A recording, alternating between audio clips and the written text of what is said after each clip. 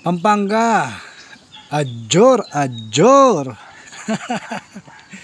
Pinag-uusapan sa Facebook page tsaka sa Facebook groups yung 26. Sa tingin ko naman mayroon na nakadali dyan. Shoutout Diki Diki. So ngayong maghapon nakadalawang puntos na tayo. Lumabas yung 26. Hindi na siguro tsamba yan. Hindi na rin hula yan. Yan po ang tawag ay diskarte. So sa mga nakakapanood, dali po ang 26 na lumalabas kada 5 araw. Egis na po siya. So ito na lang po yung mga natitira.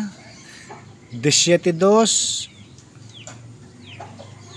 21 at 5.